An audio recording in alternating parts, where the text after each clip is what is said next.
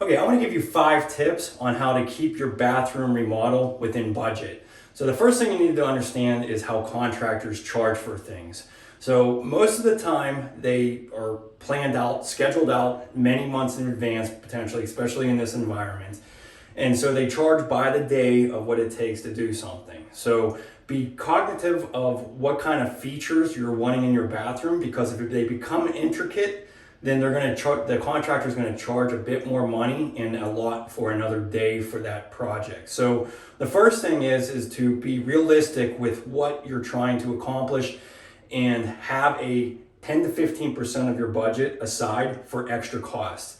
Most of the time, contractors can have a good guess of what might be, how your bathroom is laid out and what the problems are going to be, but they really don't know until they tear out that shower, until they tear out the floor and see what they have available. A lot of times you'll see plumbing that looks corroded. You might have a shower vent that's not installed correctly. A lot of times if you're converting a tub to a shower, you need to have a 2-inch drain all the way run to your main waste stack. So that's going to add on additional costs, and you want to address those things right at that moment. If your framing is bad, you want to be able to replace that plywood. If your electrical is a mess, you want to be able to reroute that and make sure it's safe. So number one, keep your 10 to 15% sitting there just in case for those issues.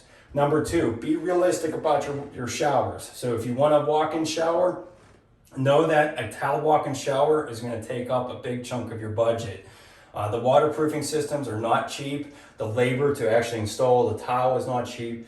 In this scenario, we were trying to keep this bathroom under 10 grand. It didn't happen. It ended up going over. It did go to about 11 grand for this entire bathroom, but we started out with just doing a fiberglass shower because that was going to reduce a lot of the labor that was involved with this. But we did end up going with some tile work above, so it kind of gives you that tiled feeling at a much lower cost.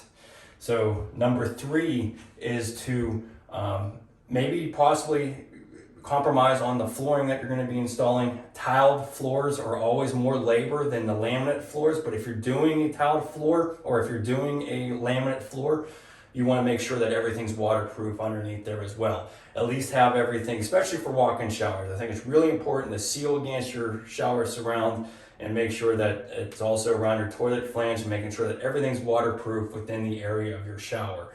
And then you can do laminate flooring, which would be half basically the cost of what installing tile would be.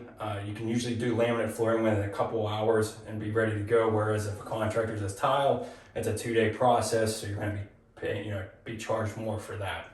Number four is to buy a vanity that's in a kit. So, if you have a single vanity without a top, the top is going to cost more. So trying to get these package deals are really important to stay within budget. I really do find them to be phenomenal. I really don't know how they even make them for that cheap, honestly, but they always have a lot of storage involved with them. And then the quartz tops that they come with and everything are really decently made. So shop around, try to find your vanities all in one kit. That's going to save you a bit of money there.